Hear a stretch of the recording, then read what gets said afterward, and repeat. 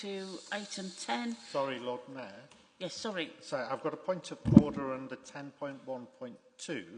I'd like to move a change to the order of business that would take item 12 now, as I believe there are families of Lila here, and we should take that as soon as possible, if that's agreeable to the Chamber. Yeah, happy to second that proposal, Lord Mayor.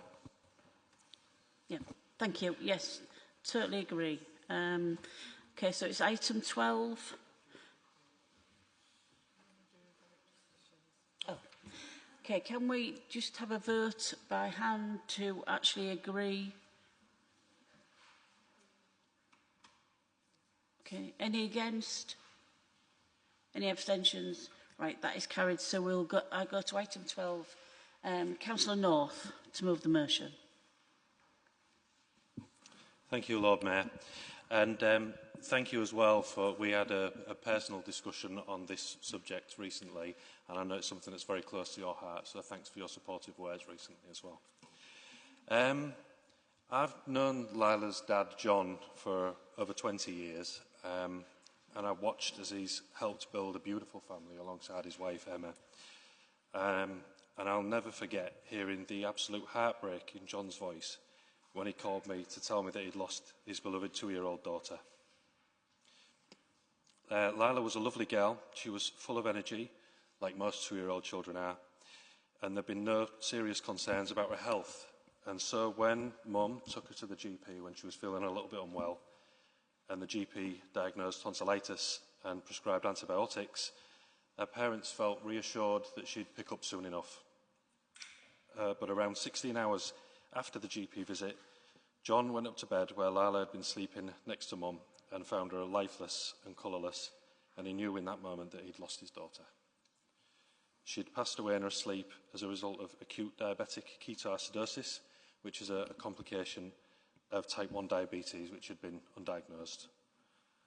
The incident was a tragedy, but as Lila's family have found out since her passing, it was by no means an isolated one. Since Lila's death, John and Emma have been campaigning for the implementation of Lila's Law, which would introduce routine testing for type 1 diabetes in babies and infants. In practice, this would mean like a simple finger prick test or a collection of a urine sample during a health visit or a GP appointment. And in just a few weeks of running this campaign, John and Emma have been contacted by over 100 people from Hull and beyond, sharing their own experiences of misdiagnosis, delayed diagnosis, which have led to near misses and other sad tragedies. Type 1 diabetes, Lord Mayor, affects around 1 in every 250 children born in the UK, and as Lila's case has shown, early diagnosis is absolutely crucial. Last week was UK Diabetes Awareness Week, and Sarah Boole, who's the MP for South Northamptonshire, pointed out in a question at Prime Minister's Questions that a quarter of all children with type 1 diabetes are only diagnosed when they're already in acute diabetic ketoacidosis. And she called for a commitment to a universal screening process similar to one that's already in place in Italy. The Prime Minister, in his response, pointed to a screening programme that's already in place in the UK, and he said that it had been accessed by 20,000 children already. Well, there's 11,200 babies are born every week in the UK. 20,000 represents 3% of all annual births, and it's just not going far enough. There's absolutely no reason that we shouldn't be aiming to reach every child to make sure that we prevent any more needless tragedies like the one that's befallen my friends and many other families in the UK. I thank the Chamber for taking the time to hear and consider the motion, and I'd like to welcome Lila's mum and dad, John and Emma, here today, and my love goes out to them as well as Big Brother Jack and all of the family and friends. I hope that you take a little bit of comfort from the support that hopefully you'll receive in this chamber today, which is obviously aimed at trying to prevent other families from going through the same nightmare that you've had to go through. Thank you. Thanks, Lord Mayor.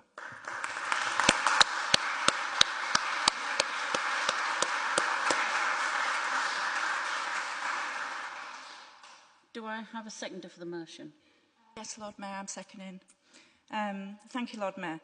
Firstly, I want to echo Councillor North and pay tribute to Lila and her family. And I'm sure the Chamber will join me in sending our most heartfelt condolences on such a sad and cruel loss. It is an honour and indeed a privilege to second and support Councillor North's motion today. This motion needs to lead to real change so that this tragic and catastrophic loss is not experienced by another family ever again. It isn't a case of if, but when this will happen again. When Councillor North brought the news to myself and Councillor Nicola, we stopped quite literally in our tracks. We were on Orchard Park at the time. The shock was instantly palpable. We couldn't believe what we had heard, and that in today's medical advancements, that this could actually happen to a baby, a toddler of 2 years of age. Whilst many of us are perhaps aware of diabetes, this tragic loss highlights that there needs to be routine testing and screening and awareness, as type 1 can and does lead to the loss of so many young lives. Type 1 diabetes is so often misdiagnosed as viral or urine infections. Increased thirst, increased wet nappies, rapid loss of weight are some of the main symptoms. In the UK, there are approximately 36,000 children diagnosed under the age of 19 with type 1 diabetes. Type 1 diabetes being the vast majority of all the diabetes at 90%. There are so many children that haven't been diagnosed. In 2020 to 2021, there was an increase in the number of boys and girls diagnosed with this disease. There was an increase of 27.4% and 12.6% in boys and girls, respectively. The medical tools, advancements and technology are there.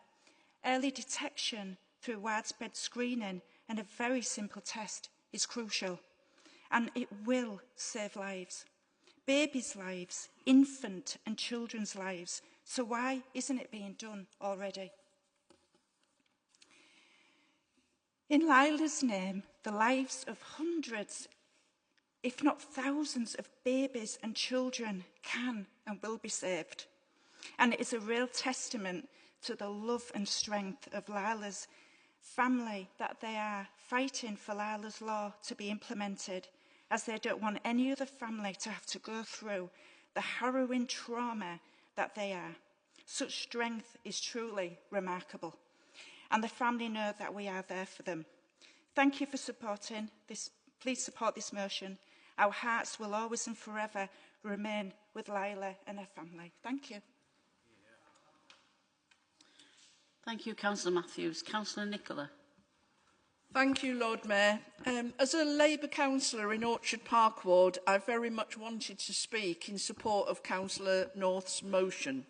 Firstly, I would like to pass on my most sincere condolences to Lila's family at their tragic loss of such a vibrant young girl. I literally cannot imagine how devastating the last few weeks have been for Emma and John. However, I hope that we in Hull City Council can play our part in helping to create something positive out of such a painful and catastrophic series of events. One of the aims of the motion is to highlight the circumstances surrounding Lila's death, but also to highlight a very special Family Fun Day happening in Hull on Sunday the 10th of August in memory of a little girl whose story is already inspiring a vital national campaign. This Family Fun Day will take place at the Spotted Dog pub in Inglemeyer Lane, and it's starting at 12 noon until close. Everyone is invited, and we are encouraged to bring our family and friends and our workmates for what promises to be a fun, community-spirited afternoon, but of course with a deeper purpose. I most certainly will be going along, Lord Mayor.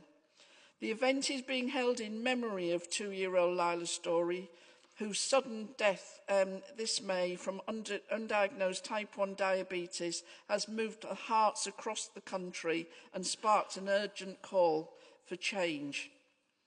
Her family is raising funds for Breakthrough Type 1 Diabetes UK and campaigning, as we've just heard, for a simple but life-saving change, routine testing for type 1 diabetes in babies, toddlers and young children when they visit their GP, particularly if they are showing any concerning symptoms.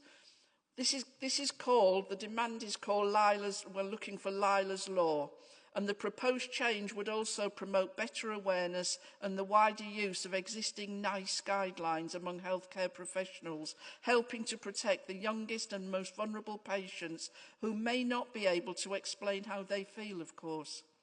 There will be plenty for everyone to enjoy on the 10th of August, including a chocolate board, I'm not sure what that is, Lord Mayor, but it sounds good, tombola, raffles, an auction and live entertainment from the Society of Mice.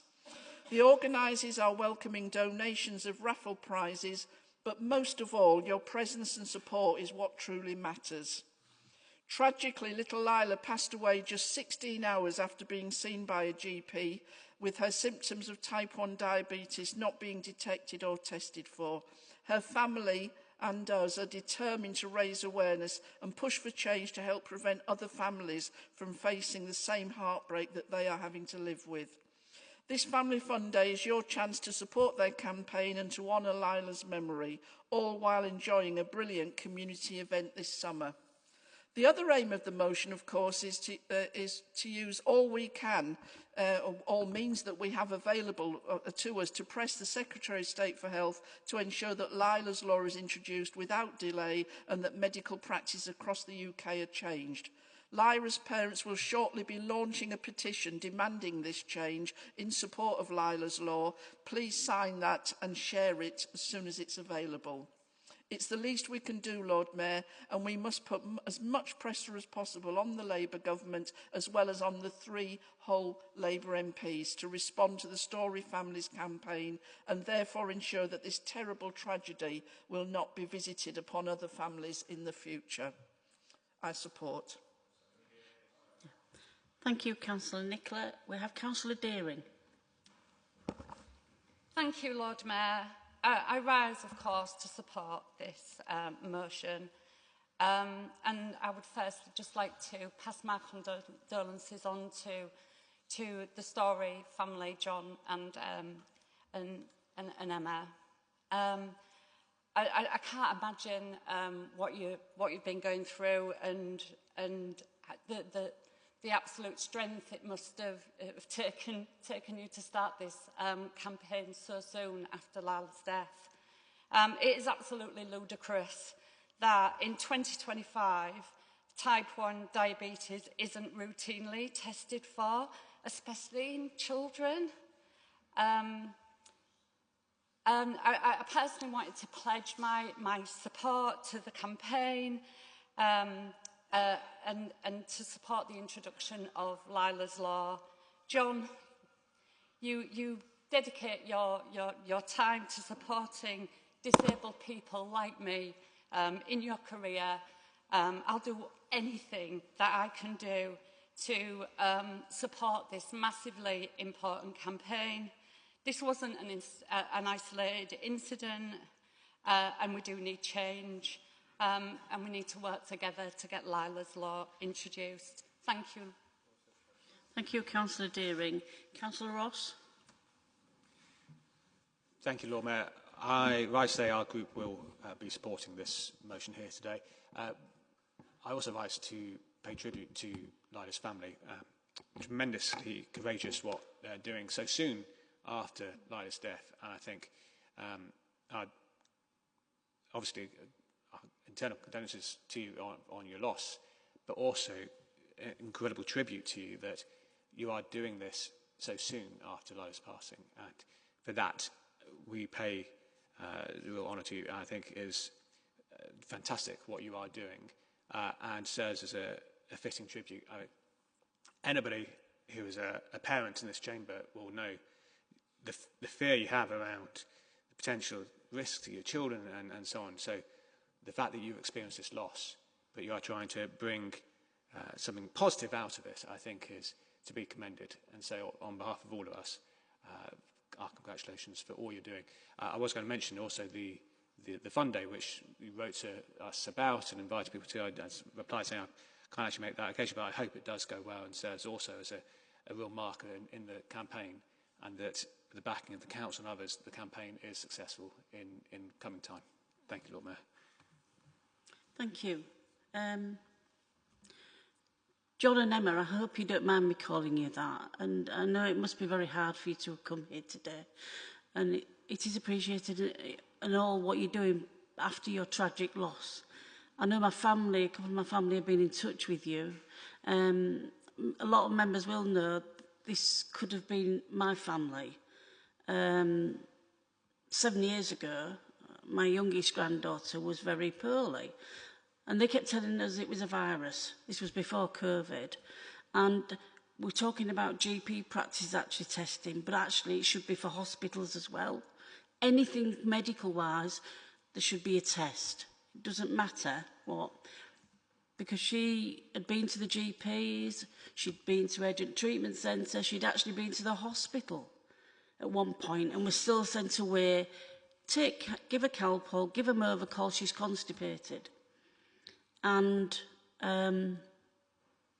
Councillor Quinn will remember all this. It's 7 years ago, this was all happening.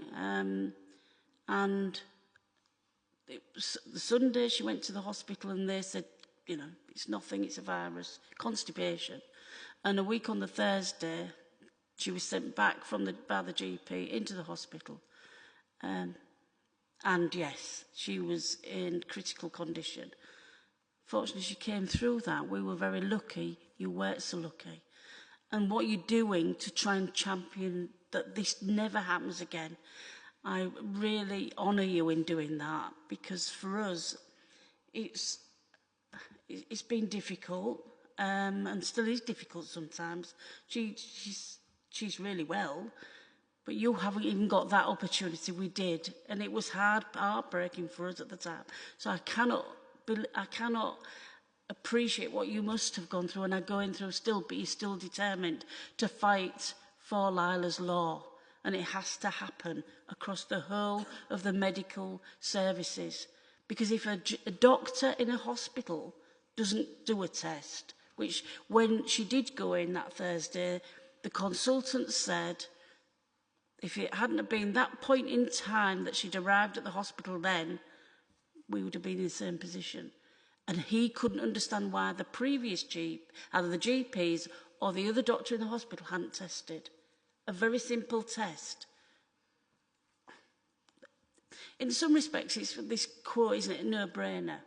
So, as everyone has said, we do offer our sincere condolences, but we also honour the fact that what you're doing is going to help so many more families in the future, and we hope you can take courage from that and our heartfelt feelings for you in going forward. We're here to support. Thank you. Councillor North, do you want to reply to your motion, please? Thank you, Lord. I hadn't actually thought about that. I don't really think I've got anything else to add, but I would like to thank everybody who contributed. And I know it's a very tight agenda today, and that there may have been more members who would have said something as well, but we're obviously a little bit tight on time. But thanks to everyone for contributing, and again, just my best wishes and love to the Story family. Thank you. Much. Thank you. No, that's okay. Right. I don't think I really need to ask this, but can I just have a show of hands for approving this motion? Agreed? Agreed. I will still ask the question as it has to be. Are there any against or any abstentions? This motion is passed. Thank you, members, for advocating that. Thank you.